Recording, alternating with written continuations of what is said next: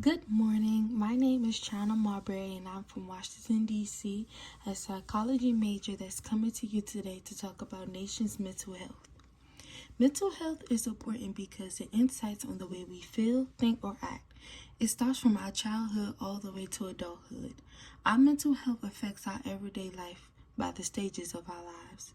I chose this topic because as an individual, I still struggle with different mental illnesses and disorders.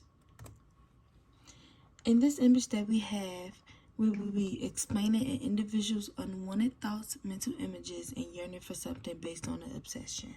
The exceptions are repetitive within an individual's mind, which is OCD, meaning it's obsessive compulsive disorder. For example, a person may feel as though their hands are dirty from using utensils at a restaurant. And as you see in this image, the individual is constantly washing their hands because they have touched doorknobs, touched items, or sometimes even touched the floor with their foot. But it's just repeating their cleanliness in their lives.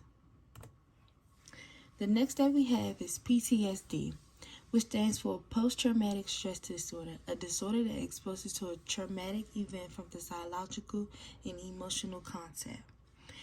Lee W. Devine of Washington University of Abnormal Psychology states that most military men have trouble with PTSD due to war. In this image, we have substance abuse, a disorder people deal with worldwide who have trouble with depending on substances. Before substance abuse existed, there was drug abuse for those who dealt with heavy drugs every day. Substances are indigested materials that causes temporary behavioral psychological symptoms within the individual.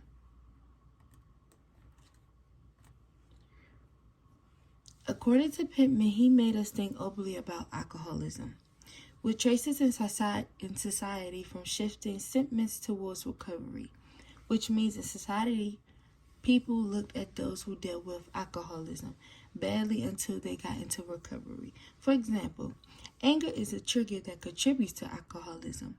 Anger could lead to drinking because the individual reduces the fear of consequences that comes with drinking alcohol. Mood disorders are individuals with depressive and bipolar disorders.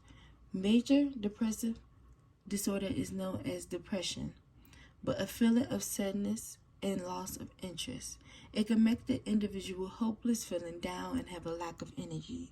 And as you can see within the image, 1 minute the lady is happy, 1 minute the lady is confused, and then the next minute she is sad. Schizophrenia is a mental disorder that people tend to hallucinate or have extreme thinking. From the Mayo Clinic Family Health Book, it is cited that a person who struggles with schizophrenia have negative symptoms, meaning the person may neglect eye contact or appear to have a lack of emotion. And within this picture, the individual, you could tell her facial expression doesn't change, and she really struggles with lack of emotion.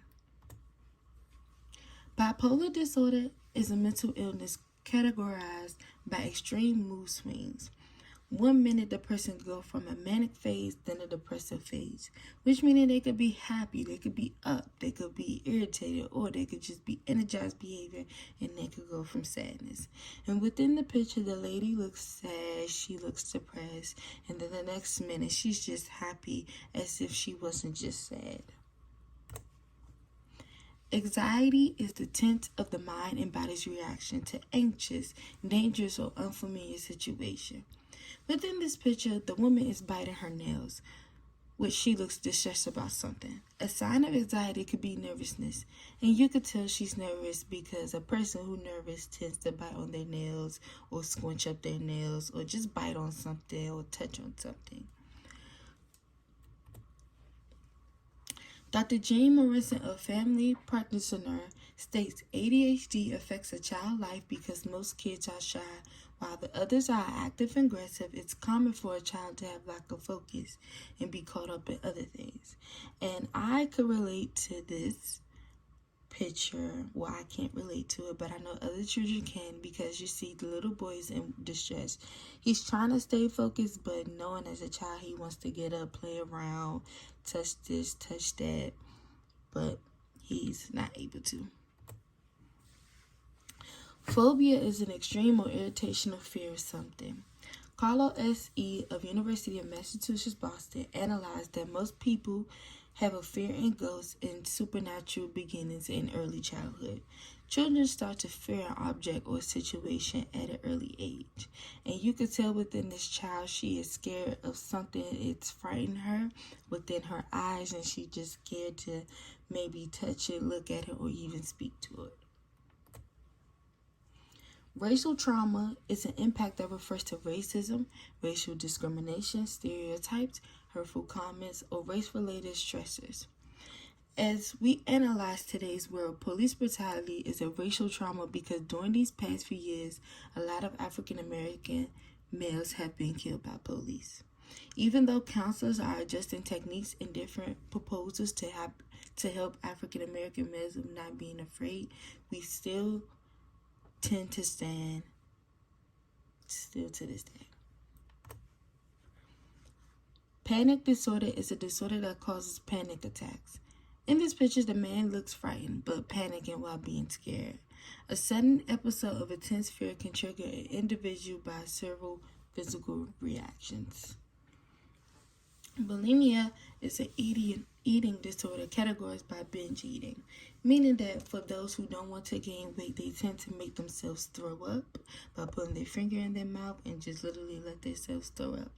Sometimes people make themselves vomit because they don't want to eliminate the calories they consume, according to Answers.com. Anorexia is an eating disorder categorized by relentless drive for thinness with the fear of gaining body weight, meaning that they don't want to lack the calories as well. They tend to eat smaller portions so that way they won't gain the calories. And as you can see in this picture, I'm pretty sure this lady does not eat, but unfortunately, that's what anorexia is. Personality disorder is a group of mental illness, not just one, not just two, but several. People with personality disorder have long-standing patterns of thinking and acting different from what society considers usuals, according to Cleveland Clinic. So as you can see in the picture, the man is happy, he's confused, he's praying, like, I won't say praying, but he's trying to sigh. He looks mad, he's happy. The next minute he's confused, he's curious, and then he's angry. So it's several different types of personality disorders. The next we have is agoraphobia, a specific fear of places and situations that the person feels anxious or panics, such as open spaces and crowded places. So it could be feeling as though an individual feels claustrophobic. For example, maybe living in New York City, a lot of people tend to live there, but not knowing that the population of New York City is very crowded. So a person could, just feel claustrophobic or feel uncomfortable being around a whole bunch of people.